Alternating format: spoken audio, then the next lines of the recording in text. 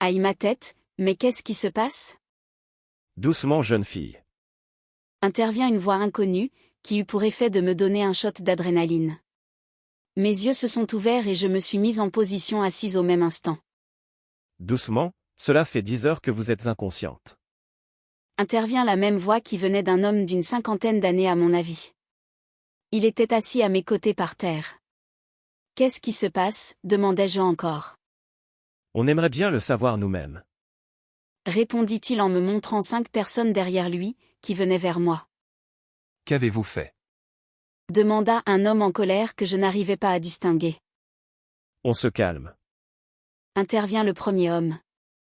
On ne peut pas prendre pour argent comptant ce que cet homme nous a dit, d'ailleurs il ne nous a pas dit grand-chose avant de disparaître je ne sais où. Mais qu'est-ce qui se passe bon sang? Demandai-je alors que la tête me tournait et que ma voix faiblissait. Mince. Dit le premier homme en se retournant vers moi, puis tout devient noir. Cette fois-ci, je fus réveillée par des voix indistinctes, je sentis des vêtements qui me recouvraient comme une couverture et comme un coussin sous ma tête. J'ouvris les yeux sans bouger le reste de mon corps. Et ce que je vis me surprit, je voyais le ciel noir plein d'étoiles. Il n'y a que loin des grandes villes que l'on pouvait voir un ciel pareil. Mais qu'est-ce que je faisais ici? Vous vous êtes enfin réveillé, ça va? Me demanda le premier homme de tout à l'heure. Où suis-je? Demandai-je sans répondre à sa question et en restant allongé, je ne voulais pas encore perdre connaissance. Désolé mais je n'en ai pas la moindre idée. Me répondit-il. Je m'appelle Bruno et vous? Je m'appelle, commençai-je mais c'est alors que je me rendis compte que je ne connaissais plus mon identité. En fait, je n'en ai pas la moindre idée. Mais qu'est-ce qui se passe?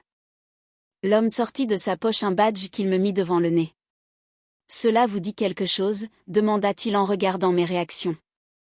Sur le badge, il était écrit Dr Duval sans autres informations, même le nom de l'entreprise était absent et il n'y avait pas non plus de logo. Dr Duval, dis-je à voix haute, ce qui eut pour effet de me donner un mal de tête, le plus puissant que je n'ai jamais eu, mes mains se sont immédiatement portées à mes tempes, puis tout s'arrêta. Vous vous souvenez de quelque chose?